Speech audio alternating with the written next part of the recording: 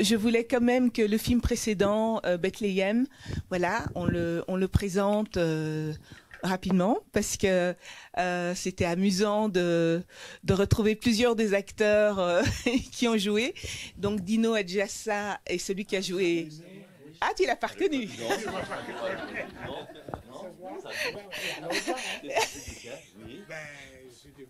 Merci, ça marche? Ça fonctionne? Oui, quand j'ai eu cette idée de raconter une histoire de Noël à l'africaine, disons, j'habitais à Bruxelles et je voyais des affiches. Il existait une troupe une compagnie de théâtre africain. Oui, voilà, les amis de la comédie africaine. Oui, je jouais aussi les étés. Oui, bien sûr. Oui, tous les acteurs dans ce film jouaient là-dedans. Voilà, je me suis... il y avait un numéro de téléphone de Chryso Kitenge qui est aussi dans la salle, je crois. Oui. Il se cache, il est là. Il se cache, oui. Voilà. C'était le premier que j'ai contacté pour demander un peu s'il voulait collaborer, s'il voulait jouer. C'était en 1985 ou 86. 86. Oui. C'était en 86. 86, oui. Alors, comment on a fait? J'habitais tout près d'où il répétait, rue de l'Abbaye. Oui, de l'Abbaye. Oui. Et puis, c'est le père... comment il s'appelle encore? Le père, tu te rappelles, hein? Le père de qui? Le père Laurent. Ah oui, Père Laurent, oui. C'est là qu'on allait répéter. Ça s'appelait le foyer africain. Africain, oui, c'était ça. Et comment dire, j'ai commencé par aller aux répétitions, voir les répétitions pour qu'ils s'habituent un peu à moi et j'allais tous les dimanches, je crois. Oui, ça c'est vrai, tous les dimanches, je suis là. Oui, et il y avait une ambiance très chouette. J'étais un peu dépaysé au début, en flamand de province, c'était pas évident. Mais je me rappelle que je revenais toujours de ces répétitions très gai, oui, très content. Oui. Comment est-ce qu'on dit? Oui. C'était agréable, quoi. Oui, c'était chouette, une bonne ambiance. Mais oui, on s'amusait très bien en ce moment-là. Et quand on s'est mieux connu, j'ai fait le tournage. Voilà. Mais d'où vient cette histoire, en fait? Tu l'as créée, cette famille coloniale qui se retrouve à Noël et dont les rêves vont dans des sens opposés. Comment tu as eu cette idée?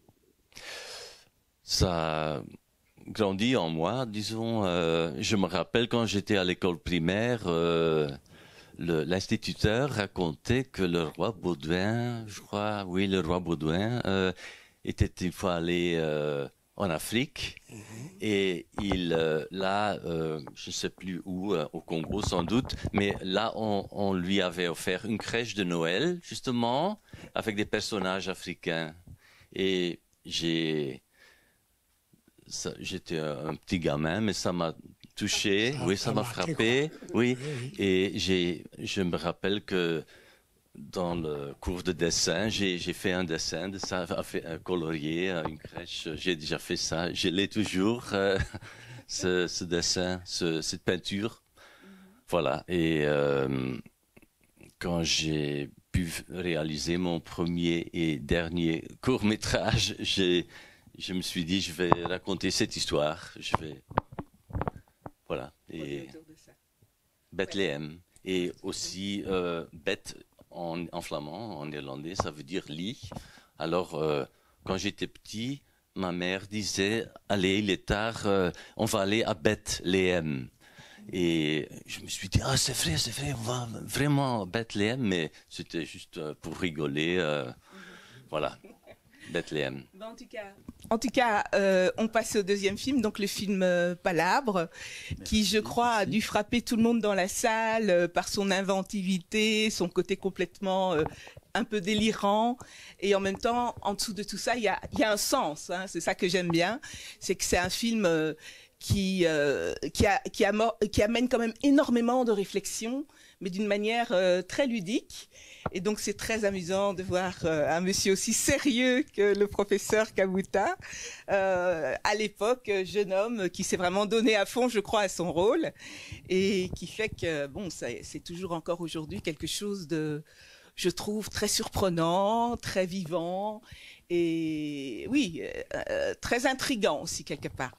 La première fois que tu l'as vu, tu m'as dit mais il est surréaliste ce film, je me rappelle. Exactement. Ça.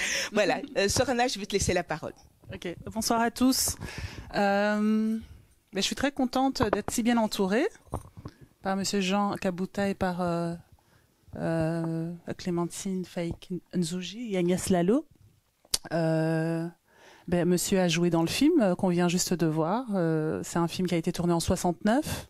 Et je dois dire que c'est un film, comme je l'ai dit, comme on vient de le dire, c'est un film assez surréaliste en fait. Est-ce que j'aurais presque envie de dire un surréalisme à la belge, mais pas tout à fait, parce que les regards, la vision, en tout cas qu'on voit des paysages belges, de la société belge en fait, elle vient de personnages qui sont congolais et qui parlent même dans une langue, ils parlent en swahili quoi.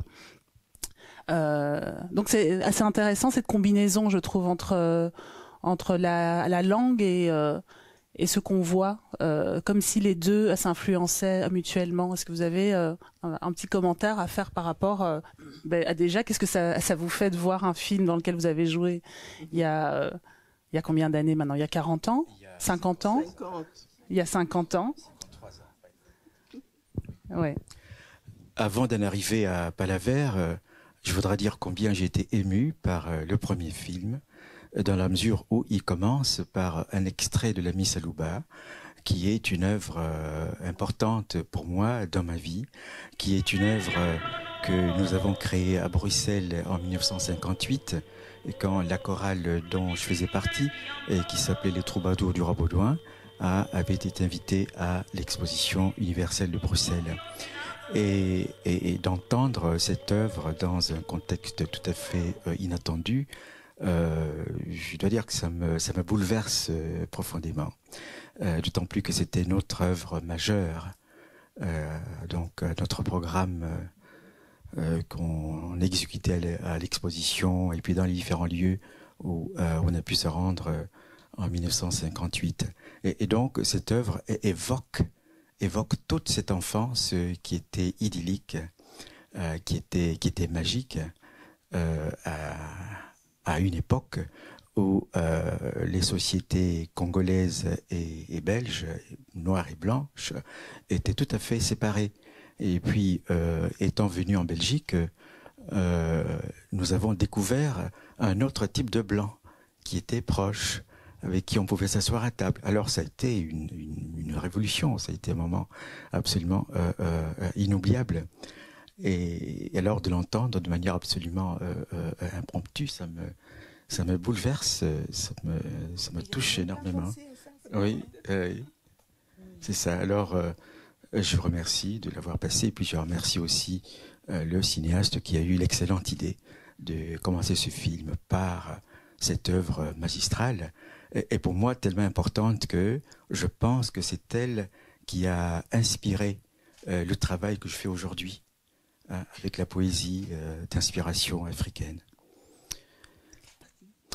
Oui, il existait dans ma ville natale, qui est Kamina, il existait deux chorales. Il y avait une petite et une grande. Quand on était assez bon, on pouvait passer à la grande.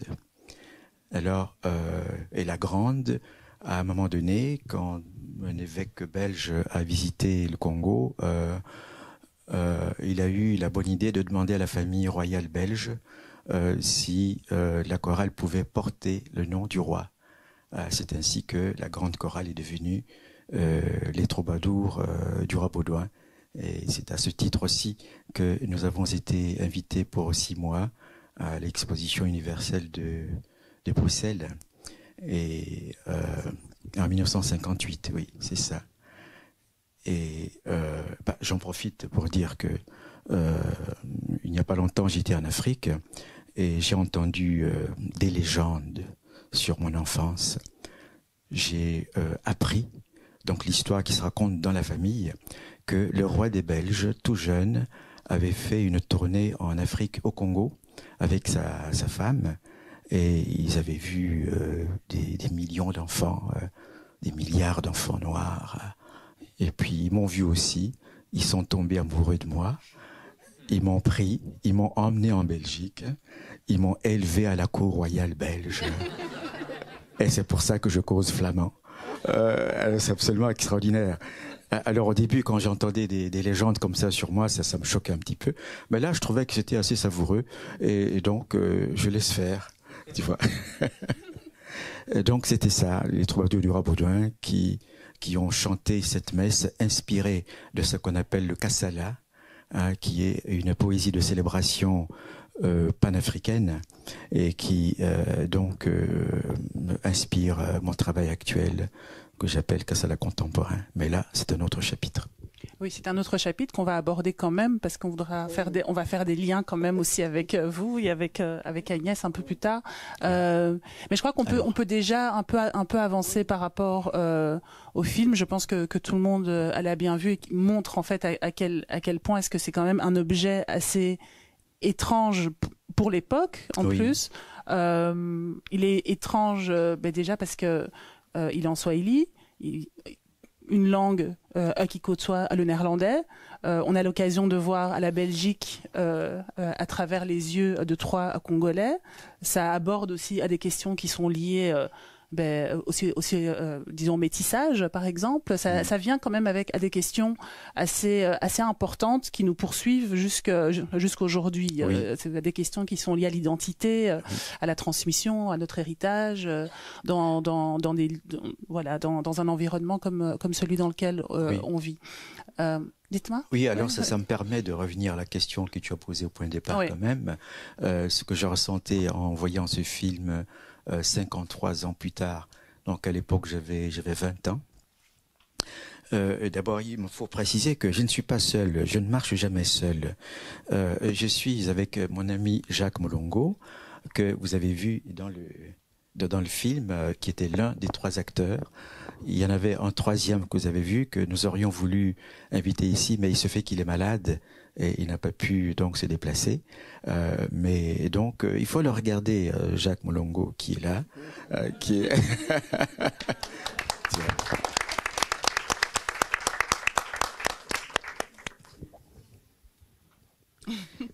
Et lorsque je regarde ce film aujourd'hui, ce qui me frappe, c'est le constat, en tout cas c'est mon expérience, quel grand poète était Émile Degelin qui a conçu ce film.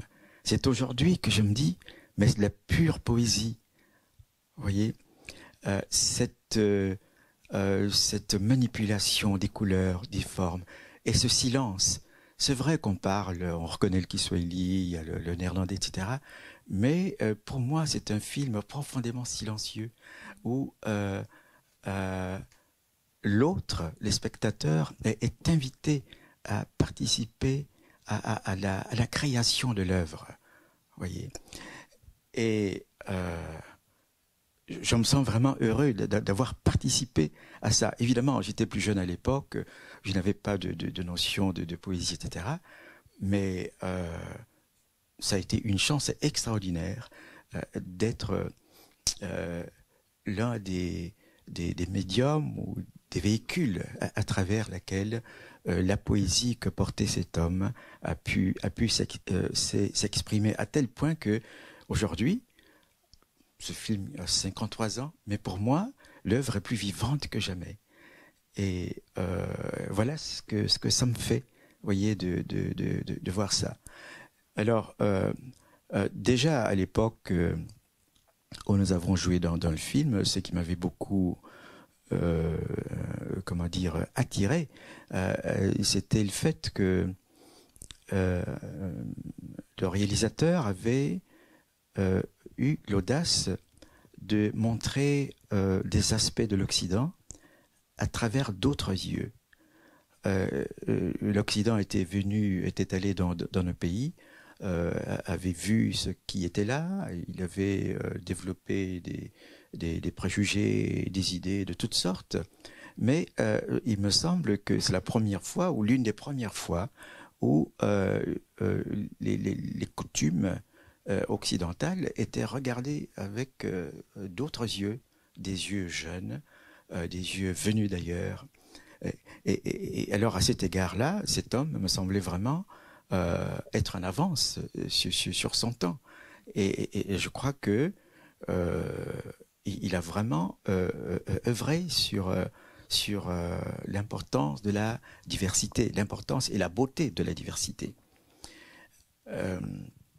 Voilà ce que ça me fait lorsque je regarde ce film aujourd'hui et que je regarde avec beaucoup de gratitude. Et puis quelle joie de retrouver mon ami avec qui je chemine depuis lors. Ça fait 53 ans que nous sommes ensemble et au fond c'est ce film qui nous a reliés et c'est une chance inouïe. Des yeux qui sont attentifs aussi et des yeux qui interagissent. Encore une fois, je reviens à chaque fois avec ça parce qu'il faut vraiment faire le lien avec les deux autres dames, avec une langue. C'est que c'est un film aussi qui montre que ce sont deux éléments qui interagissent et qui créent aussi un paysage, qui créent une vision du monde, de la société dans laquelle on vit. Oui. J'ai le plaisir ici d'avoir à côté de moi Madame Clémentine Faïk Nzouji, qui est une professeure à la retraite maintenant, mais qui a une très très longue carrière, qui est poétesse, écrivaine, et qui a surtout aussi fait tout un travail sur les traditions orales qui sont présentes sur le continent africain, aussi particulièrement au Congo, et qui a travaillé aussi sur toute la question à des symboles en fait. Donc il y a vraiment une interaction chez vous dans votre travail entre la tradition disons orale et ce qu'elle peut apporter dans une quête identitaire, surtout quand on est en Europe, quand on n'est pas en Afrique, et les symboles. Est-ce que vous pouvez en dire un peu plus et est-ce que vous pouvez dire aussi ce que vous avez pensé du film? Qu'est-ce que ça vous a provoqué? Qu'est-ce que ça a provoqué chez vous avant d'en venir avec Bonsoir, vous m'entendez? Je crois, hein, pour vous dire franchement ce que je pense, c'est que je suis ici par malentendu. Parce que quand j'ai reçu la demande de cette jeune fille, sa demande est arrivée juste au moment où je disais autour de moi, je vais recommencer à faire des conférences. Parce que j'ai fait beaucoup de conférences, mais il y a très longtemps. Et en même temps, j'écris beaucoup et je constate que les personnes qui viennent me voir à la maison, qui veulent me rencontrer pour parler avec moi, sur les traditions, sur la pensée africaine, sur beaucoup d'aspects des cultures fondamentales d'Afrique, sont des personnes qui ont 40, 50 ans, donc qui ont,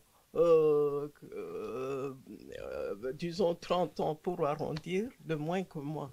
Et surtout, ce qui m'a fait penser à reprendre les conférences, c'est parce qu'il y a un livre que j'ai écrit il y a longtemps, 25 ans peut-être, mais je ne sais plus trop, Tu les leur diras, où je racontais le récit de vie de mes parents. Ils me racontaient en fait, et moi j'ai transcrit. Et c'est ce livre-là qui est demandé par des personnes jeunes aujourd'hui. Ils avaient peut-être 20 ans, ça ne les intéressait pas. Alors, tout ça pour introduire mon malentendu. Parce que quand j'ai reçu cette invitation, j'ai dit, j'ai décidé d'aborder ma période d'arrière-grand-mère comme période de transmission. Donc, tout jeune qui veut se connecter à son origine, à son identité, même si je n'aime pas trop ce mot, et qui veut connaître un peu d'où il vient, moi je reste ouverte. Je reste ouverte, mais je réponds à tout le monde, il ne faut pas venir chaque fois chez moi. Quand quelqu'un vient chez moi, c'est 2 heures. On bavarde, on bavarde. J'ai dit, mais je peux les organiser en conférence ou en exposé. Voilà pourquoi j'ai accepté. Je me suis dit, c'est peut-être une occasion aussi de transmettre quelque chose. Mais en cinéma, je suis nulle. Hein. Donc,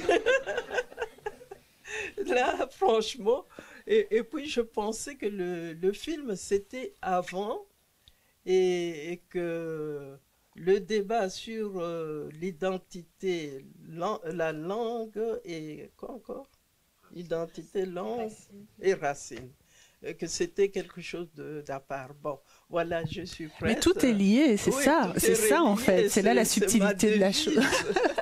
Je suis d'accord, mais c'est pour dire que je suis très, très disposée à dialoguer, à causer avec vous. Ce n'est pas une conférence, ce n'est pas une réflexion à cette heure-ci pour une arrière-grand-mère d'être là en train de... Alors, nous allons causer, une causerie, les personnes qui veulent me poser des questions sur ces domaines que j'ai énumérés, je suis prête, on bavarde, on parle de choses et d'autres, de nos traditions, des traditions africaines. Parce que c'est vrai, je ne peux pas faire la modeste à mon âge, au contraire, c'est l'âge où on dit ce qu'on a fait. Bon, j'ai abordé beaucoup d'aspects des cultures traditionnelles d'Afrique, mais contrairement à ce que Sorana vous dit, surtout du Congo, non, c'est pas vrai. C'est d'Afrique. Je suis africaniste, c'est-à-dire je me suis formée, on m'a formée pour parler de l'Afrique, mais pas congoliste ni loubaïste. Donc, je suis africaniste, j'ai abordé ces aspects dans différentes cultures traditionnelles d'Afrique qui m'étaient accessibles. Et puis ma propre vie, mon parcours familial a fait que, par le travail, on a vécu aussi en Afrique de l'Ouest et j'ai enseigné dans des universités là-bas. Et plus tard, j'étais à Louvain, mais j'ai continué à aller dans beaucoup de pays d'Afrique de l'Ouest où j'ai poursuivi mes recherches. C'est pour cela que j'écris toujours chercheur là où les autres écrivent professeur, parce que je continue à faire ces recherches. Donc, je reste disposée à faire ce débat, justement, c'est le mot qui convient ce soir avec vous sur ces différents aspects. Mais c'était important de vous mettre ici autour de la table à 3, parce que c'est un programme qui est lié à une exposition qui s'appelle The Act of Breathing, dont on a parlé un peu plus tôt, qui montre en fait les travaux, enfin qui montre entre autres les travaux d'Agnès ici qui est à côté de moi, et qui montre aussi une vidéo qui est dans la salle d'exposition ici, une vidéo dans laquelle on voit ces deux personnes ici parler en 2011, donc Monique et Jean parlaient en 2011 chez Jean du parcours en fait de Jean. Donc on part à des troubadours du roi Baudouin, comme il a dit il y a quelques minutes, jusqu'à à l'enseignement du Kassala à travers des associations, que ce soit en Belgique ou que ce soit au Canada. Donc c'est vraiment et puis entre les deux, il y a cet épisode que tu raconteras mieux que moi, où après quelques années ici en Belgique, il retourne chez lui au Congo et on l'accueille en fait avec un kassala, avec ce rituel qui passe par la voix et qui est censé en fait dire à l'autre qui il est. Donc il sert en fait à le reciviliser après qu'il soit parti pendant des décennies, disons à ce moment-là peut-être pendant 20 ans ailleurs. Donc on lui dit écoute, on va te dire qui tu es, on va te reciviliser parce que tu es un sauvage maintenant vu que tu ne sais plus qui tu es. Donc voilà, ça c'est un lien qui est clair entre la tradition et l'identité et les racines. Et puis on a ici Agnès qui est près de moi, qui montre son œuvre qu'elle a appelée Diyi Moudi, qui est une œuvre dans laquelle disons que c'est une vidéo animée qui est faite de gravures. dans laquelle et qui est assez lente en fait. Il y a un rythme assez lent, mais tu vas en parler encore un peu mieux que moi, où on voit apparaître au fur et à mesure des parties de son visage, une fois son œil, une fois sa bouche, une fois son nez, et tout ça est mêlé aussi à des parties d'une statuette Luba, parce que elle est les origines de ta maman en fait. Et sur tout ça, on peut entendre aussi un dialogue qu'elle entame avec sa mère, dans lequel à sa mère lui enseigne des mots en Chiluba. Et elle essaye en fait de les répéter, et ça se fait avec beaucoup de légèreté et d'humour en fait. Et elle cherche en fait à travers sa mère, à travers la langue, à travers la voix, à se retrouver en fait, quelque chose qu'elle cherche déjà depuis quelque temps. Mais tu vas expliquer après. Donc ici on est dans je vais pas dire un débat parce que c'est pas un débat, dans un contexte, dans une discussion où voilà, on se demande comment est-ce que les connaissances que vous avez, votre parcours qui est quand même qui est mêlé à de traditions, à d'expertise sur la langue, sur la voix, comme objet de soin, comme objet qui peut nous reconstruire. Qu'est-ce que votre expertise peut amener à Agnès, qui voilà, ou à des gens comme Agnès, à des gens comme moi, à des gens voilà. Qu'est-ce que ça peut amener nous qui sommes ici, qui sommes ici en Belgique ou même ailleurs. Qu'est-ce que toute cette expertise, cette connaissance à travers qui est liée à la voix, à la transmission à la voix, c'est très important, et c'est pour ça que par rapport au film, j'ai dit que la voix, en fait, quelque part, dirige aussi ce qu'on voit, en fait. Donc c'est pas deux choses qui sont à dissocier. Voilà, qu'est-ce qu'on peut créer comme dialogue ici. Donc c'est pour ça que vous êtes invité. Pour clarifier, c'était un peu long, mais voilà, je pense. Donc peut-être que tu veux parler un peu de ton œuvre, Agnès. Oui. Merci Sorana pour cette description, et en fait je suis très touchée d'intervenir ici avec vous, et en fait vos écrits, j'ai lu certains de vos écrits, et effectivement ça m'a beaucoup influencé dans mon travail, et en particulier dans la vidéo que je présente ici. Donc c'est une vidéo de gravure animée, et que je réalise depuis 3 ans maintenant. Et donc je suis partie d'un dialogue entre ma mère et moi. Et en fait, il faut savoir que moi je parle pas du tout de langue du Congo, et ma mère elle parle lingala et chiluba. Et je lui ai demandé de me traduire et de m'apprendre des mots très simples. Donc c'était œil, bouche et oreille aussi.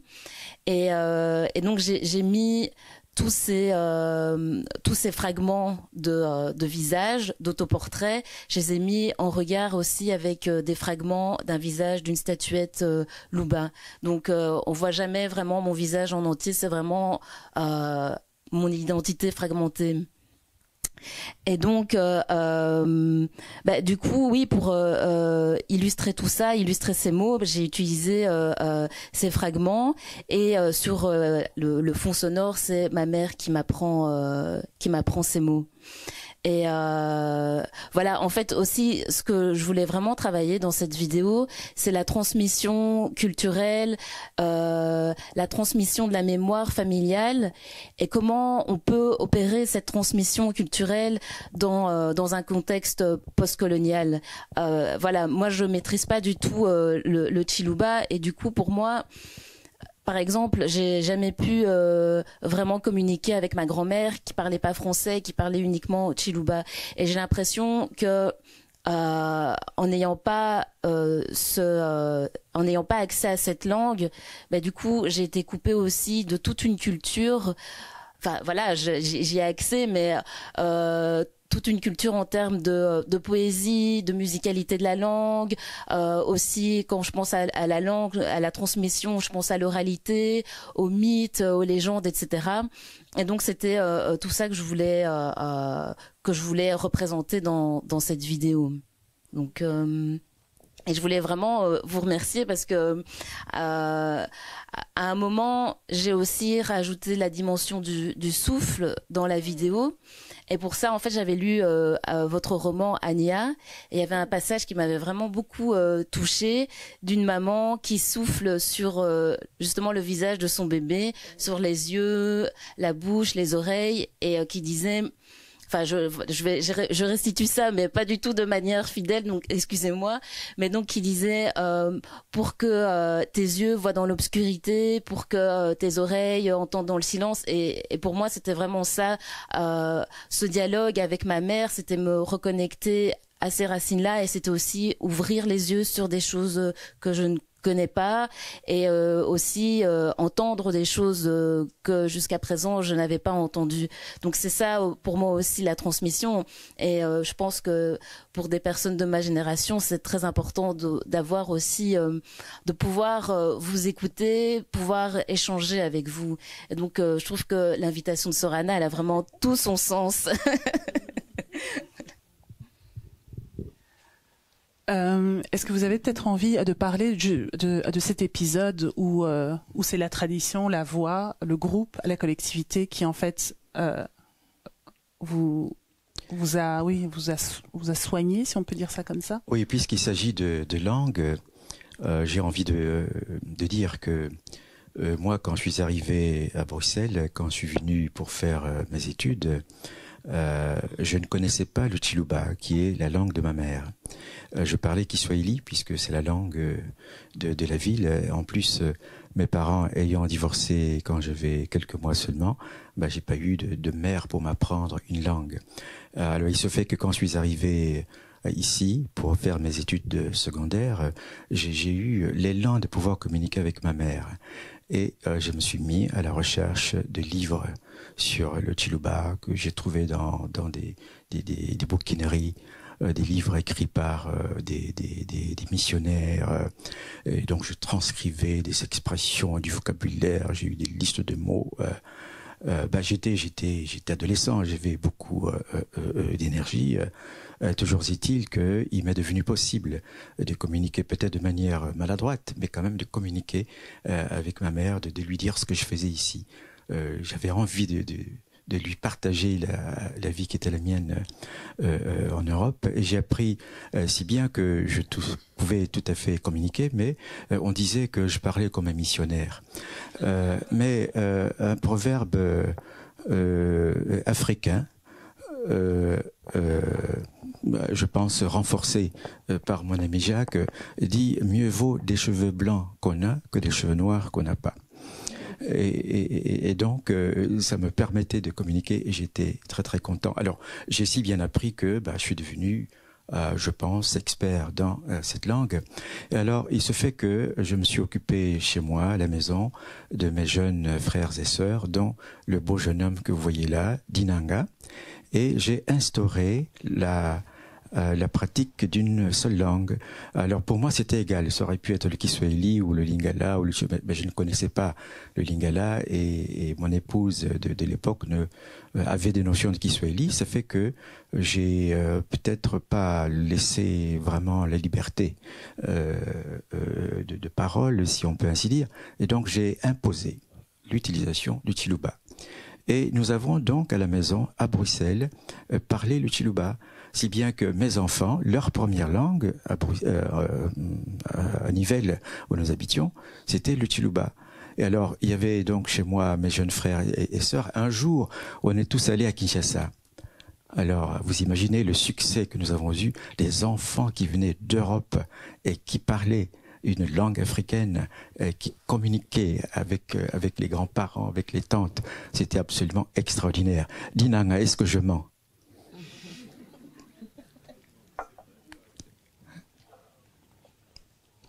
Oui. Alors lui continue, il parle à ses propres enfants, il a 6 magnifiques garçons, il leur parle en Chiluba à la maison. Donc ça c'est mon rapport à la langue. Et donc ça a été une grande bagarre pendant très longtemps finalement. Depuis adolescent comme vous dites, Oui, oui, tout à fait. D'autant plus grave au fond que j'étais bègue. Je ne parlais pas normalement. Je disais, c'est comme ça que je parlais. Et donc, il y avait ce combat. Conquérir la voix, la parole, et maîtriser les langues, etc. Si bien que tout ça a débouché sur une passion pour les langues, et qui m'a donc accompagné dans la profession que j'ai choisie. Et alors, ce qui se passe aujourd'hui, ou enfin depuis que j'ai découvert cet art merveilleux, cet art de la célébration qu'on appelle au Congo Kasala, mais qui porte des noms divers selon les pays, les cultures, et que j'ai entendu, disons pour la première fois de manière consciente, quand j'étais dans ma trentaine. J'étais retourné au Congo, et puis ma mère m'avait dit, voilà, étant resté si longtemps à l'étranger, tu t'es disloqué. Il faut te reconstituer. Il faut qu'on te rappelle ton nom. Je pensais que je m'appelais Jean Kabuta, et puis il est apparu que j'étais Kabuta Ngelenjibenyi zolo munyenga mpasu mokwanda bo munyenvwa wa muli chomba chibonga ni munya nyenvwa kapandi banyana anibajunde ke babanda banda, etc., etc. Il y a même dans mon nom une chanson Kabuta Malembelele Chidiabana Bakatodika, etc. Alors, vous vous rendez compte, j'étais complètement bouleversé lorsque j'ai entendu ça, parce que à l'époque, ayant fait des études, mes premières études, c'était des études de langue germanique, et alors pour moi, la poésie, c'était Shakespeare, c'était Goethe, etc., que j'admire toujours, mais et puis ayant été conditionné par la culture, disons par la colonisation, qu'il n'y avait pas grand-chose chez nous, et alors c'était une révélation. D'être là devant des gens d'abord qui avaient une mémoire fabuleuse. Moi, pour parler 2 ou 3 minutes, j'avais besoin d'un morceau de papier, mais ces gens-là, pour me dire mon nom, ils ont mis 4 heures. 4 heures, sans papier, etc. Il y avait des arrêts, bien sûr, des moments de repos. Alors j'ai été vraiment remis à ma place, alors que j'étais un petit peu arrogant, puisque j'étais instruit, j'étais formé à l'école occidentale qui semblait être l'idéal, et là, tout a été bouleversé. Alors ça a été un moment crucial dans ma vie, que cette rencontre avec la culture africaine. Et alors c'est de là qu'est parti tout mon travail, qui est essentiellement comparatif, au fond dans le sens où parlait Clémentine. Ce qui m'intéresse dans ma recherche, c'est ce qui est récurrent. Ce qu'on trouve ici et là, partout.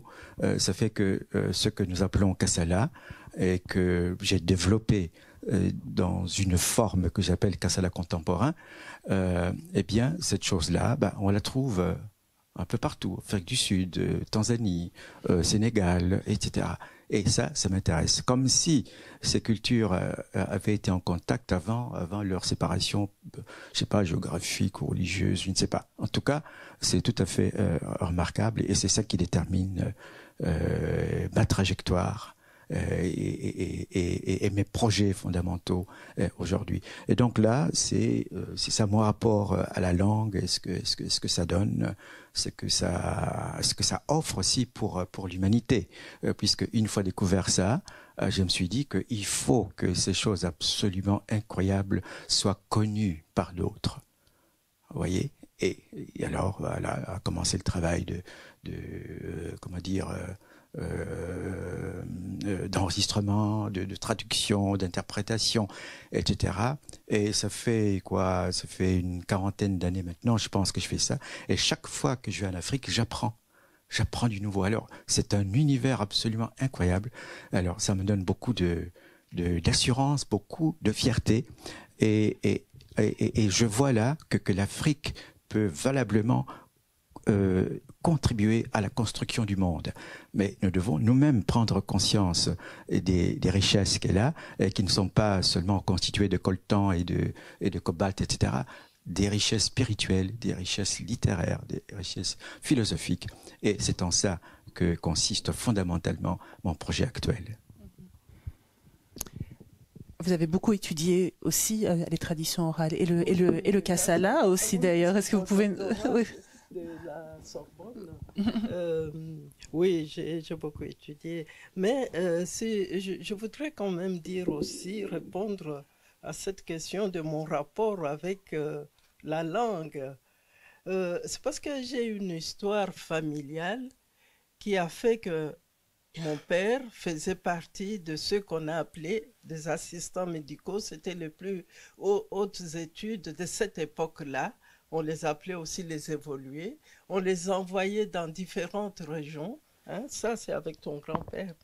Oui, pour ouvrir des hôpitaux, pour remplacer des médecins belges qui étaient en vacances. Et c'est comme ça que mes parents, moi y compris, et nous avons voyagé dans tout le Congo. Mais la plus longue période se situe, on l'avait vécu au nord, aux confins nord de la République actuelle du Congo. Parce que quand on était à Banziville, c'est-à-dire la ville qui était au bord de l'Ubangi, qui nous séparait de... Ubangi sépare le Congo de Bangui.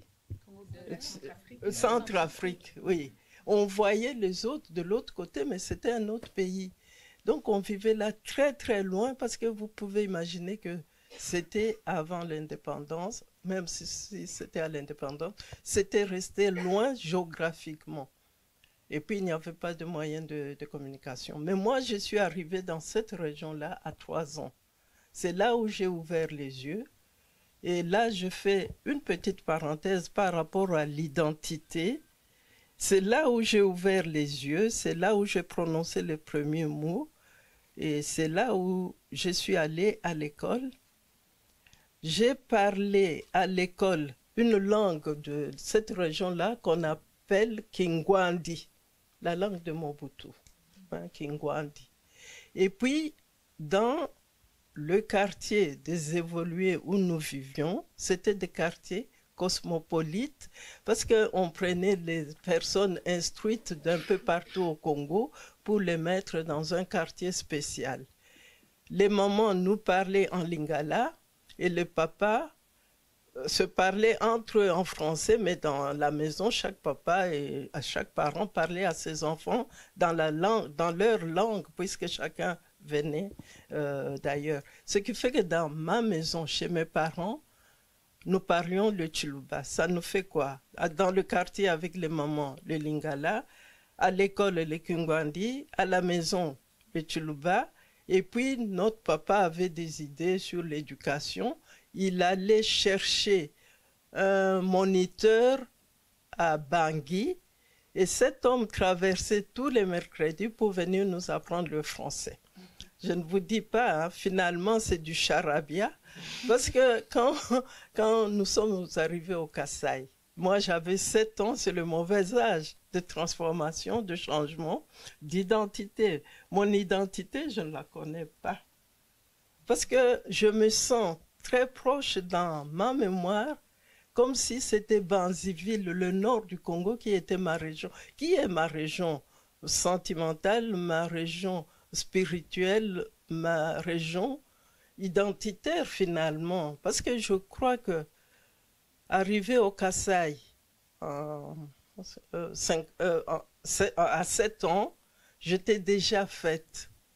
J'avais déjà ma réflexion et je me sentais étrangère au Kasaï, mais vraiment étrangère, parce que je croyais que je parlais le Chiluba avec les parents à la maison. Je me suis rendu compte que une langue ne peut pas être transmise par 2 personnes, parce qu'il n'y avait pas d'autres Baluba là-bas. Donc il n'y avait que notre père et notre mère qui nous parlaient cette langue avec le vocabulaire avec lequel ils ont quitté. Donc notre vocabulaire était limité à la famille et il y avait plein de choses. Ce qui fait qu'au Kasaï, j'arrive, notre papa dit, vous n'allez pas aller à l'école des enfants blancs, parce qu'ils en avaient droit en tant qu'évolués, ils pouvaient envoyer leurs enfants à l'école belge. Notre papa a dit, vous allez dans la même école que tous les enfants du Kasaï pour que vous appreniez la langue et nos cultures, nos habitudes, comment vivent les Balouba et tout ça. Bon, il nous a mis dans cette école. Mais moi, j'arrive là-bas, on me prend pour une étrangère qui vient du Nord. Et puis moi-même, à l'école, on se moquait de moi. Je pensais parler le Tchoulouba, personne ne me comprenait, c'était du charabia. Voilà, ça c'est l'identité que j'ai eue et qui a fait que je m'intéresse aux cultures, au fonctionnement de l'homme, à sa pensée, sa manière de vivre et aux différences culturelles. Parce que moi, j'ai vu des gens de toutes sortes entrer dans notre maison, du fait qu'on n'avait jamais été dans notre région d'origine. Donc, toute personne qui entrait venait d'ailleurs, et c'était des amis des parents, c'était des missionnaires, c'était l'identité, la rencontre de l'autre, la différence. Moi, j'avais déjà vécu à 7 ans. C'est pour cela que je dis, tout ce qui vient après, ça se met au-dessus d'une identité de base. Parce que c'est cette identité-là qui était là pour que je puisse reconnaître l'autre comme différent, l'autre comme parlant une autre langue. Voilà, je pense que c'est une question qui n'est pas simple. Et puis le mot identité, excusez-moi, j'ai fait une petite linguistique historique en disant tout simplement que c'est un mot qui est paru en langue, dans la langue française au XIVe siècle. Et il était emprunté au latin et il n'avait pas les mêmes connotations qu'on lui donne aujourd'hui. Parce que ça signifiait, identité, c'est être le même, être la même chose. Et ça s'appliquait surtout pour l'identité, des pièces d'identité. C'est-à-dire, c'est bien cette personne qui est sur ce papier. Ce n'était pas l'identité dont nous parlons aujourd'hui et qui est très complexe parce qu'il n'existe, aucune personne au monde qui n'a qu'une identité. Oui, aucune. Maintenant, je vous parle en quoi? Avec quelle identité? Moi, j'ai 2 de mes petites filles qui vivent avec nous, qui sont là, kakou. Moi, je suis pleinement grand-mère. C'est l'identité que j'ai en ce moment-là. Et puis, avec mes amis, nous avons de nombreuses identités qui se mettent, qui ne s'excluent pas. C'est le contexte qui exclut telle identité. Je ne pouvais pas me mettre à enseigner en disant aux étudiants, appelez-moi maintenant Maman Clémentine, parce qu'en Afrique, tout le monde m'appelle Maman Clémentine. Non. Donc, j'étais là avec l'identité de professeur.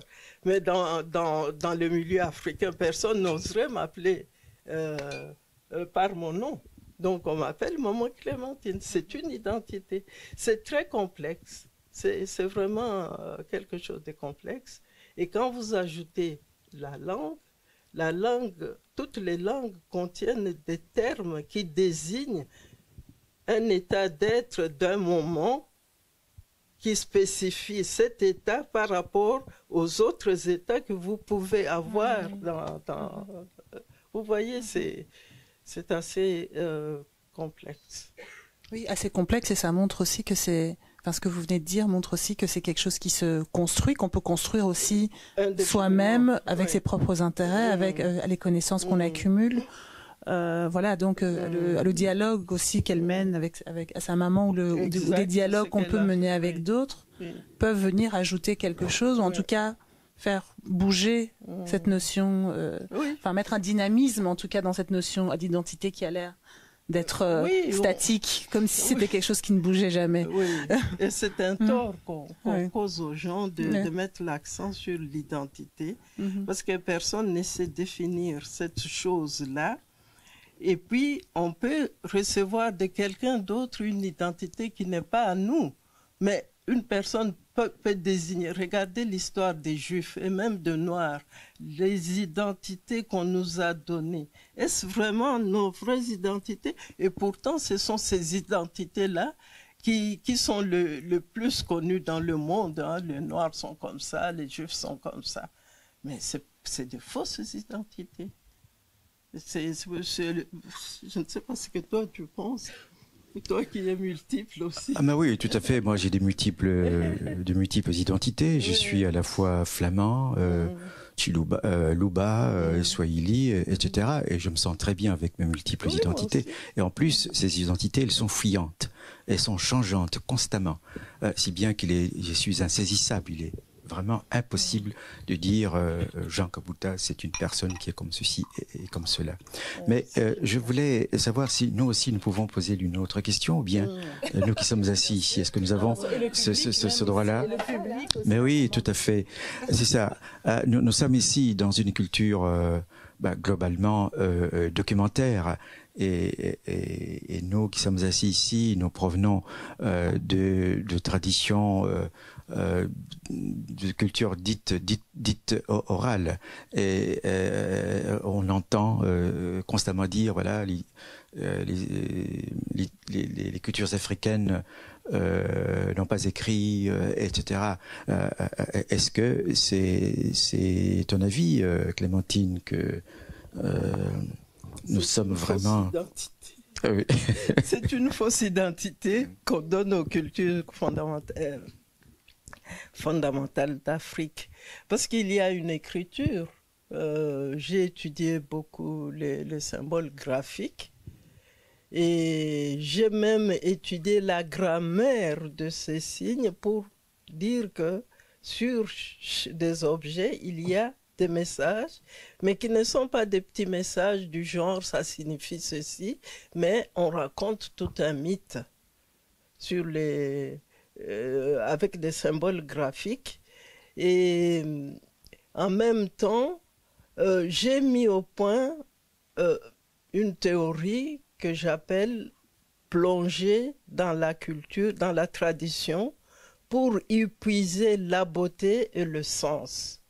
Pourquoi? Parce que ces symboles graphiques sont abstraits. Donc, ne figurent rien, ne figurent personne, sont universels. Et j'ai, disons, développé davantage cet aspect à partir du moment où le cardinal Malula, avec l'avènement de l'inculturation à Rome, ils ont dit qu'il faut tenir compte des cultures locales.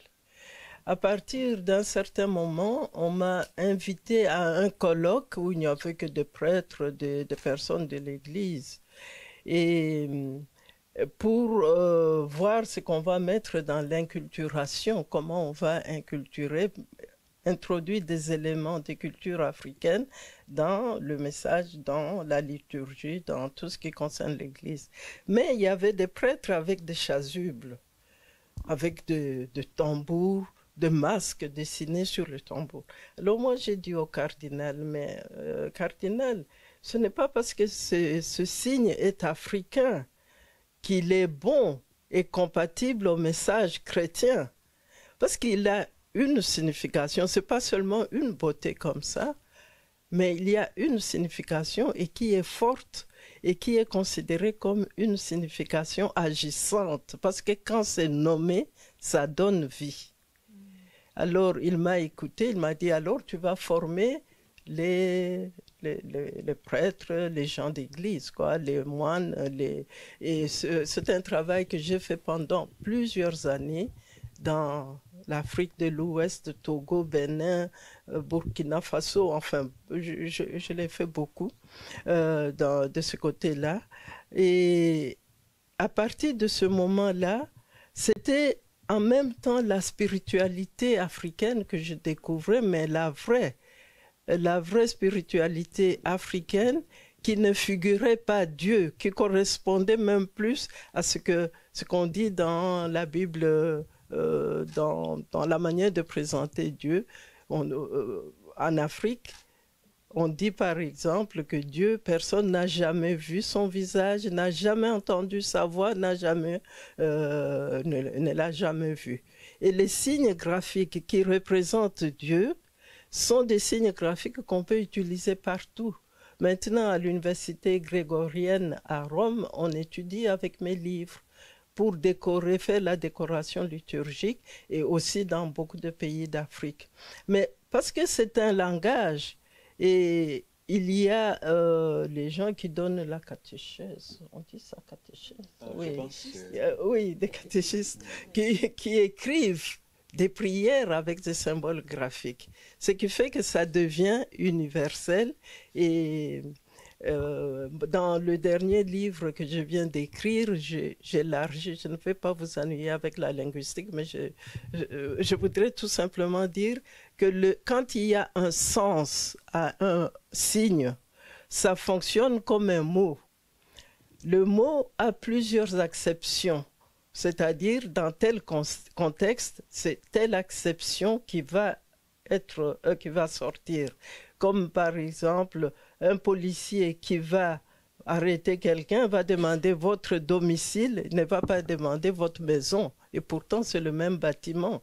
Donc, le contexte nous donne une acception que nous pouvons utiliser. Avec les symboles graphiques, c'est exactement la même chose. Dans tel contexte, on peut utiliser telle signification pour que le symbole soit universel, parce que ma philosophie de tout ce que je fais jusqu'à aujourd'hui, c'est de livrer à l'humanité les valeurs positives de l'Afrique, parce qu'il y en a beaucoup. C'est pour cela que je dis aux Africains qui travaillent sur l'Afrique de ne pas utiliser tout le temps c'est africain, c'est humain. C'est humain, l'origine est africaine. C'est notre apport à l'humanité, mais ce n'est pas une chasse gardée quand même des Africains. Pour moi, je considère que c'est une auto-exclusion. On s'exclut. Donc, nous avons l'écriture, mais justement, je dois ajouter que cette écriture-là n'est pas fort connue parce qu'elle est initiatique. Et donc, ce sont des cercles, et puis par étapes, et voilà. Oui, c'est pour cela que ce n'est pas beaucoup connu. Peut-être qu'il y a des questions dans le public. Oui.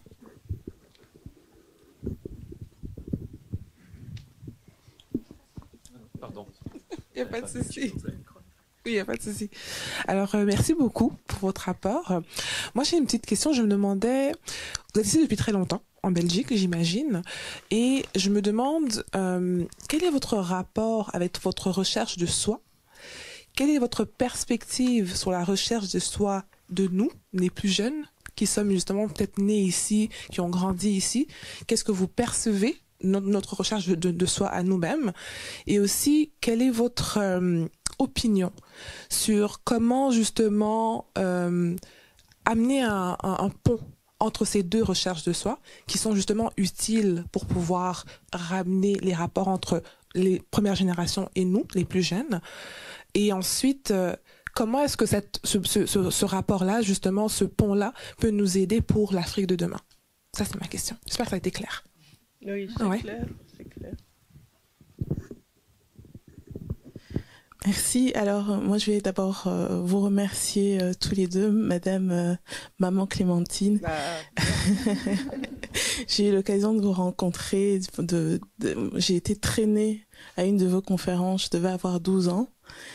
Et je me suis dit, c'est possible d'être une femme professeure noire en Belgique. Et ça, c'est quelque chose qui m'a suivi pendant toute ma vie. Donc, merci en tout cas pour votre travail. Et Papa Jean, on va continuer sur la même lancée. Je travaillais aussi pour une ONG pour laquelle vous avez beaucoup contribué. Et ça aussi, ça a été Éco-Communication. Et voilà, j'ai appris beaucoup de choses. Donc merci pour votre contribution dans mes identités multiples. Alors ma question, je voudrais, et en même temps j'en profite pour rendre hommage à un grand monsieur, bienvenu Séné Mungaba, qui nous a quittés récemment, qui a initié des écoles, une école en particulier à Kinshasa où l'enseignement se fait en lingala. Je sais qu'il s'inspirait énormément de vos travaux à tous les deux. On dit qu'on n'est jamais prophète chez soi. Comment faire pour que dans nos pays aujourd'hui, on donne à la langue la place qu'elle mérite pour construire? Je pense que ça rejoint un petit peu aussi la question qui vient d'être posée, mais vraiment dans ce cas précis où dans cette course vers la mondialisation, on essaye d'éradiquer quelque part nos langues.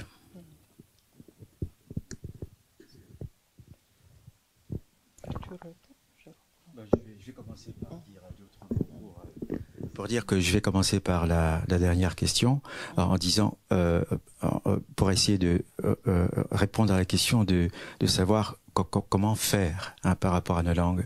Et je pense que la première chose, c'est de les pratiquer. C'est de s'astreindre, c'est de s'efforcer de les utiliser. C'est d'en faire des outils de communication, de pensée. Vous savez, nous autres Africains, si je me mets dans le panier, puisque je partage le sort de tout le monde, nous sommes comme des gens qui ne connaissent plus leur langue maternelle et qui ne connaissent pas la nouvelle langue venue d'ailleurs. Or, la langue est un outil de pensée. Si je n'ai pas d'outil, je ne peux pas penser correctement. Et donc, il faut vraiment prendre peut-être exemple sur la Tanzanie, où le Kiswahili est une langue vraiment vivante, utilisée dans les écoles, et depuis peu, c'est la langue qui est utilisée à l'école, c'est la langue d'enseignement à l'école secondaire. Et le Tanzanien, il écrit, il pense, il lit. C'est tout à fait remarquable que quand on est à Dar es Salaam, vers midi, 1h, on ne trouve plus de journaux. Ils sont tous en swahili, ils sont achetés, ils sont lus. Et en plus, non seulement il faut pratiquer la langue, mais il faut aussi la visualiser. Les publicités, tout ce qui représente, disons, l'invitation à l'achat ou n'importe, tout ça étant Kiswahili, ça fait que là, on voit qu'il est possible pour l'Afrique de construire une langue à travers laquelle elle se construit elle-même, vous voyez, et une langue avec laquelle elle peut être en dialogue avec d'autres au même niveau, quoi. Et moi, j'y suis très très content d'être locuteur de cette langue-là. Et donc ça peut se faire pour le Zoulou, pour le Lingala, etc., etc. Alors, je voudrais juste dire 2 ou 3 mots, puisqu'on n'a pas beaucoup de temps, de la première question qui concerne, disons, l'identité, le sentiment de soi. Je ne peux une fois de plus que parler d'expérience. Moi, Jean Kabouta, je me conçois avant tout comme un humain qui a sa place au soleil et qui la revendique. Et je fais tout pour occuper cette place-là. Je fais tout pour pour cesser de ramper. Hein? Quand tu rampes, comme nous le faisons souvent, l'autre, il te piétine, il t'écrase. C'est-à-dire que nous, à mon avis, nous avons une responsabilité dans cette manière dont nous regarde. J'ai le sentiment que bien sûr, je suis aussi victime ici et là de discrimination, etc. Mais d'une manière générale, je ne donne pas à l'autre l'occasion d'exercer ses sentiments ou de pratiquer ses sentiments de supériorité. Je n'autorise pas cela. Alors, j'ai l'impression que nos jeunes aujourd'hui, et j'ai l'occasion de l'observer à travers ma pratique, puisque je suis régulièrement invité à faire des ateliers, des séminaires avec les jeunes d'origine africaine, et un point récurrent, c'est l'absence ou la faiblesse de l'estime de soi. Vous voyez, que j'observe étonnamment, chez des gens même qui sont nés ici, qui n'ont pas eu, je pense, l'occasion d'être écrasés comme ça a été mon cas. Moi, j'ai vécu 10 ans dans la colonisation et j'en garde de mauvais souvenirs. Mais ces jeunes, ils sont nés ici, dans ce contexte tout à fait nouveau, et manifestement, il y a quelque chose qui se transmet. Sans doute que toute cette destruction dont nous avons été victimes depuis la traite négrière, etc., que tout ça s'inscrit quelque part dans notre psychisme et se transmet. Et on doit travailler beaucoup pour vraiment se redresser, pour prendre sa place et pour apprendre à regarder l'autre dans les yeux et lui faire comprendre qu'il n'est qu'un humain comme moi. Et alors, je suis tout à fait à la disposition des jeunes qui m'invitent ou de leurs organisateurs pour partager cette expérience personnelle qui montre qu'il est possible de faire autrement, qu'il est possible de changer le regard de l'autre, en commençant par le regard que j'ai sur moi-même. Voyez. C'est pour ça que vraiment on a besoin d'un Kassala. Vous devez nous apprendre à pratiquer ça, à pratiquer, à le pratiquer, à le faire entre nous. Absolument, absolument. Il faut dire d'ailleurs à propos du Kassala qu'une chose qui me frappe, donc le Kassala étant cette poésie de célébration répandue en Afrique, célébration de la vie à travers ces différentes manifestations. À travers les animaux, les plantes, la nature et l'être, la personne. Je suis frappé lorsque je découvre, disons, la pensée africaine, de voir la place prépondérante qu'occupe la collectivité, le collectif, le groupe. Et malgré tout, j'ai aussi été élevé à la culture occidentale. Il y a quelque chose qui me dérange, que la personne ne soit pas vraiment reconnue. Or, en étudiant le Kassala, je constate que l'Afrique a prévu aussi la possibilité pour la personne, pour l'individu, d'être reconnu à travers ce qu'on appelle le Kassala de soi. La célébration de l'être. La personne a le droit de se redresser devant la communauté et dire « j'existe, je suis quelqu'un ». Alors ça rétablit l'équilibre. On a la collectivité, il y a aussi l'individu. Alors je pense que c'est une chose, l'individu sans verser dans l'individualisme. Hein, la différence est énorme. Et voilà des choses, des pensées que l'Afrique nous offre et que nous avons l'obligation d'offrir au monde, de diffuser, tu vois. Et je suis vraiment rempli de cette conscience là où je vis aujourd'hui, au Canada, où on mange, en tout cas au Québec, où on mange la poutine.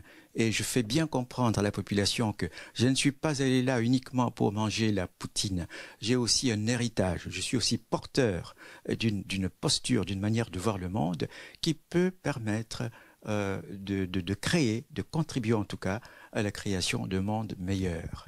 Et voilà. Si je peux me permettre, un jour nous avions eu une conversation et vous m'aviez dit que, et c'est sans doute le fait d'avoir toujours entendu autour de vous, plus jeune, cette manière de se qualifier. C'est-à-dire, vous entendiez, nous sommes des lions, nous sommes des aigles, nous sommes des rois. Enfin, c'était dans le langage commun. Et que, de façon inconsciente, ça vous a imprégné et fait que ce que vous venez de dire, c'est-à-dire je ne permets pas à l'autre de m'écraser, c'est presque automatique chez vous, parce que vous avez entendu ça dans votre environnement de façon, on va dire, répétée, normalisée, quotidienne. Ce qui n'est pas le cas des jeunes ici, qui grandissent ici. Au contraire, ils entendent tout à fait autre chose. Il suffit d'ouvrir la radio, il suffit de regarder la télé. Moi qui suis cinéaste, j'ai dit tout récemment, parce qu'on m'a demandé pourquoi vous n'avez pas inclus le film Black dans votre programmation. J'ai dit, mais vous savez que je ne vais pas accepter une scène où on voit violer pendant un temps absolument incroyable une personne noire, parce que j'ai une responsabilité. Je sais qu'il y a des jeunes afrodescendants qui vont venir et qui vont être accablés par ces images et qui vont se rajouter à tout ce qu'ils ont déjà reçu d'images accablantes. Donc c'est aussi ça qui fait que on peut avoir cette volonté de... C'est quand même quelque chose d'assez dramatique de ne pas avoir dans son environnement d'images suffisamment valorisantes pour permettre cette construction de soi, pour permettre cette estime de soi. Moi, je crois que je ne suis pas restée très très longtemps, je suis aussi quelqu'un de la diaspora, je ne suis restée que 2 ans au Congo, mais les 2 pauvres petites années entre l'âge de 9 ans et de 11 ans me permettent aujourd'hui de ne pas avoir ce problème.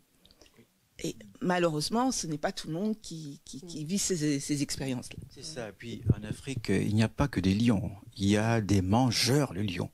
Il y en a même un ici. Il est là. Mudiantambo. Alors, quand on porte ce type de nom, vous pensez bien qu'on ne se laisse pas intimider par quiconque. C'est ce travail-là que nous devons faire, vous voyez. Et il est possible de le faire. Mais je laisse la parole à Clémentine. Oui. Je voudrais compléter tout ça avec un aspect purement technique. Je vous ennuie ce soir avec des choses techniques. Je suis en Belgique depuis 42 ans. Mais je suis régulièrement retournée en Afrique. J'ai dit Afrique et aussi mon pays, au Congo, non seulement pour les vacances. Ce retour-là, je ne les compte pas. J'allais voir ma maman, je vais voir ma famille, mais je suis régulièrement retournée pour travailler.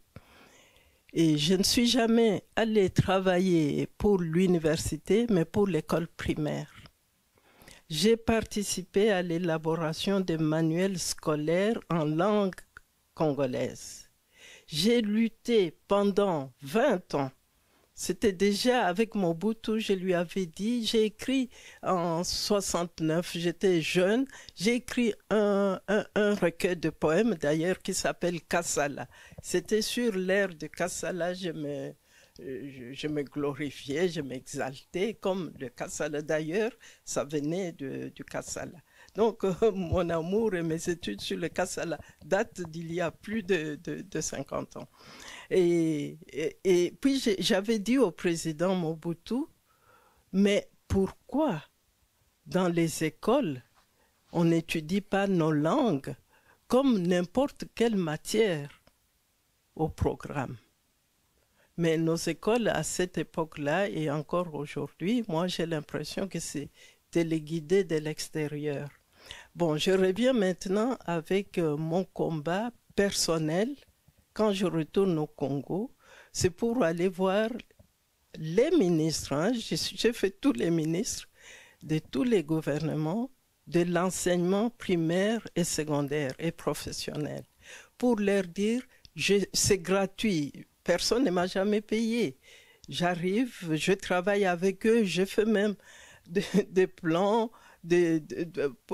pour les manuels scolaires pour introduire les langues. Pourquoi? Parce que je peux parler. Moi, le fait que notre papa nous ait inscrits à l'école des enfants noirs alors qu'il pouvait nous inscrire à l'école des enfants blancs, je vois que je ne suis pas une ratée parce que j'ai étudié en Tsholuba. Ma pensée est bien structurée quand quelqu'un qui apprend, qui étudie au Congo et qui m'écrit en français, on voit bien que cette personne n'a pas une pensée structurée parce qu'elle ne possède aucune langue en fait. Son français est mauvais et puis sa langue du Congo est mauvaise aussi parce qu'il ne sait pas l'écrire et il ne sait pas raisonner dans cette langue. Alors, c'est comme ça que je me suis donné ce combat et c'est une conviction profonde d'aller voir régulièrement tous les ministres. J'étais là au mois de mai et juin et j'étais retournée au mois de décembre. Pour vous donner l'idée, je suis revenue avec le Covid, évidemment.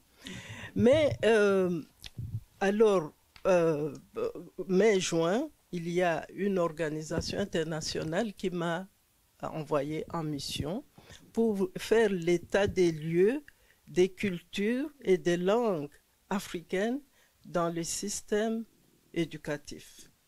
Ce n'était pas seulement pour le Congo, mais le Covid a fait que je suis allée seulement au Congo et que pour les autres pays d'Afrique francophone, j'ai travaillé avec Internet et puis avec le téléphone, j'ai téléphoné pour savoir ce qu'on fait. Maintenant, je peux le dire, dans aucun pays francophone d'Afrique, il n'y a au programme scolaire les langues et les cultures d'Afrique. Dans aucun pays. Ça signifie que l'école qui est faite pour ouvrir l'enfant au monde va entrer dans le monde des autres en fermant la porte derrière lui, sur son monde à lui. Et son monde, c'est le monde où il a navigué dans le sein de sa mère c'est le monde qu'il a trouvé autour de lui, c'est le monde de son quartier et puis de son pays, de sa ville. C'est vraiment un drame. Pour moi, ça fait partie des crimes contre l'humanité. Parce que l'homme africain ne sait plus raisonner. Ceux qui connaissent les langues, qui reçoivent les WhatsApp, qui font des sermons, écoutez, il n'y a personne. J'écoute, c'est comme ça que je fais mes recherches. J'écoute des discours, j'écoute des gens qui insultent les autres, j'écoute tout pour savoir le degré de langue, de mots, de connaissance. Mais je n'ai encore rencontré personne qui ait fait son discours complet en lingala, en kikongo, en kiswahili ou quoi que ce soit. C'est toujours 5 mots de lingala, 5 mots de français, 3 mots de ceci. Voilà le drame que vit le Congo. C'est l'identité, ça peut être à partir de ce drame-là. Parce que quand on n'a pas une langue de référence, on n'a pas d'identité non plus. C'est pour cela que ce combat, je le mène. Hein. Regardez, à mon âge, je suis encore dedans. Je suis en train d'écrire des manuels scolaires et je suis en train d'écrire toute seule, comme Saint Jean dans le désert. Mais je dis, il y a quelqu'un qui m'a précédé, ça va. Donc, je peux aussi le faire. Je vous assure, je vais leur imposer ça. Je dis, ce n'est pas normal. Hein? Et voilà, je suis dans ce combat-là aujourd'hui pour les pays africains, parce que ça, je peux élargir. C'est une mission que je viens de faire l'année passée. Donc, le drame ne vient pas toujours des autres qui nous montrent du doigt, il y a cette formation de l'enfant tout petit qui fait que l'enfant porte un regard depuis le berceau et ce regard sur lui-même et sur son environnement va le poursuivre jusqu'à la fin de sa vie. C'est pour cela qu'il n'y a que chez les Africains qu'on trouve les gens qui s'insultent. Nous, on est ceci, nous, on est des imbéciles. Mais les imbéciles, ils sont dans le monde entier. Il y en a encore plus imbéciles que les imbéciles africains, mais ils ne diront jamais qu'ils sont des imbéciles. Hein? Quand ils sont devant l'autre, ils s'affirment des êtres humains, et puis l'Africain va dire, mais nous, on n'est pas comme ça, gna gna gna gna gna. Pourquoi? Parce qu'on ne se connaît pas, on se connaît quand même quand on est. Je ne parle pas de personnes qui sont à l'étranger ou ce qu'on appelle diaspora. Je parle de toute l'expérience que je mène au Congo et dans les pays africains. Maintenant, je vais en faire d'autres pour qu'on introduise nos langues et nos cultures dans les programmes scolaires comme matière à part entière, comme histoire de la France qu'on étudie en France, en Afrique de l'Ouest, comme le français qu'on étudie dans ce pays francophone, qu'on mette langue et culture comme une matière à part entière. Il faut que ça devienne une connaissance technique. Ouais. Je fais ça. Oui, alors, merci. Le deuxième petit complément, c'est par rapport à la diaspora. Il est vrai que vous ne devez pas vous culpabiliser comme si vous étiez responsable. Et comme je suis une maman, ne me culpabilisez pas en disant « vous ne nous avez pas appris nos langues ». C'est très difficile. Parce que toute chose que l'autre reçoit dans un contexte interculturel, c'est la culture dominante qui donne et qui impose. Si toutes les mamans africaines aujourd'hui en Belgique disent « entendons-nous, quand on va au marché ou dans un magasin, on va leur parler dans nos langues », qu'est-ce que ça donne? Ils s'en fichent de vous. Parce que c'est la culture dominante. Elle impose.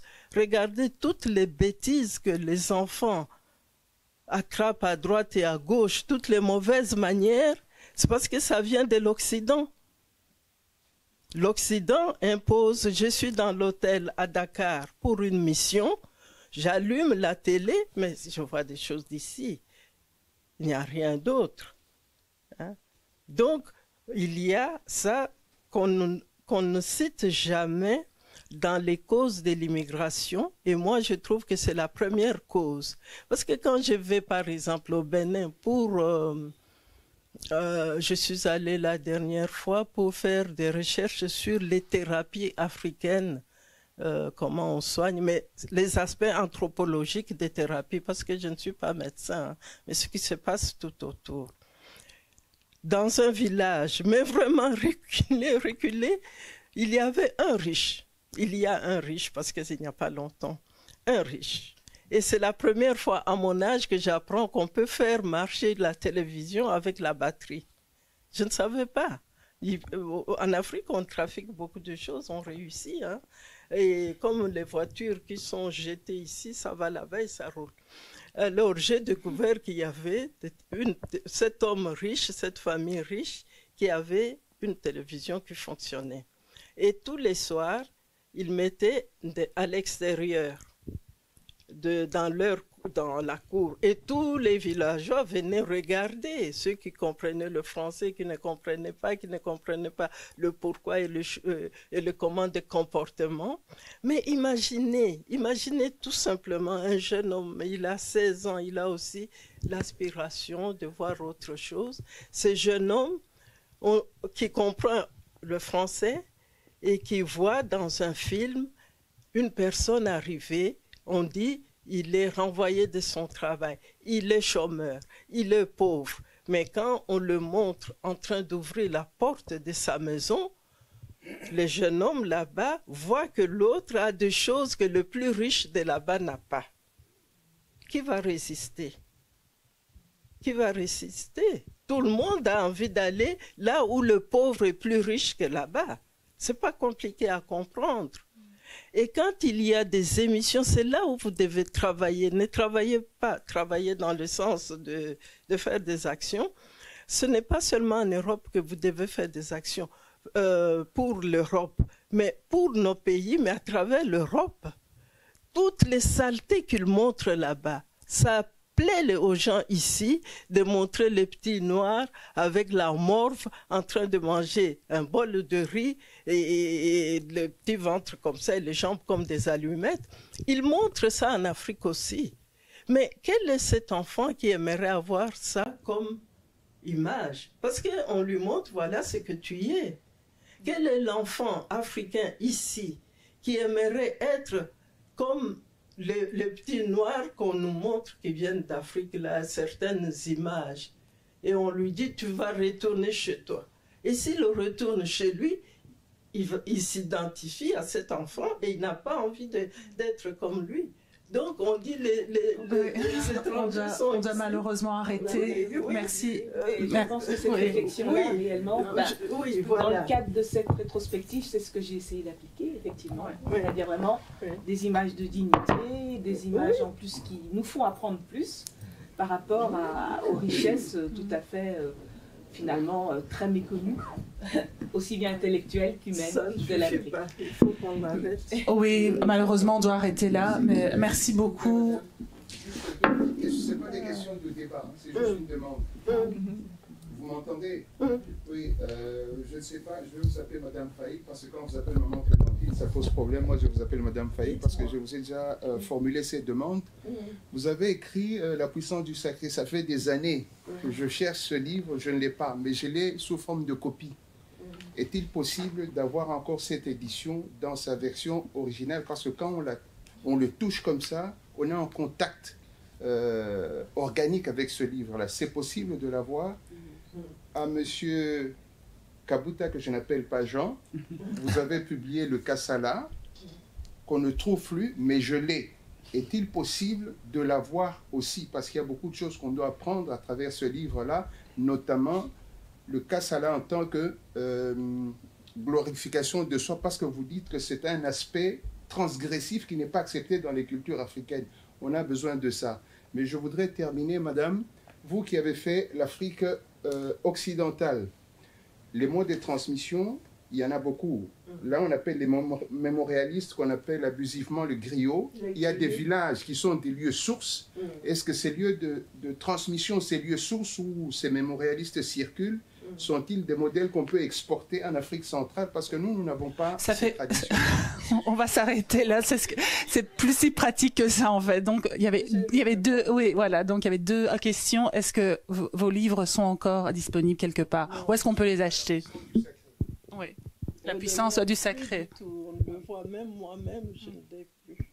Je suis allée chercher de mon petit-fils pour moi. Le mien, celui que vous citez, je crois que c'est celui qui s'intitule Le Kassala, une école de l'émerveillement. Il est épuisé aussi, mais en Belgique, l'association Kassala possède des exemplaires qui sont disponibles, oui. Et de plus, l'éditeur a mis l'éditeur qui est Jouvence en Suisse a mis ce livre sous format digital. Et donc voilà, il est disponible à vie. Et donc si vous me contactez, je pourrais vous dire comment y avoir accès.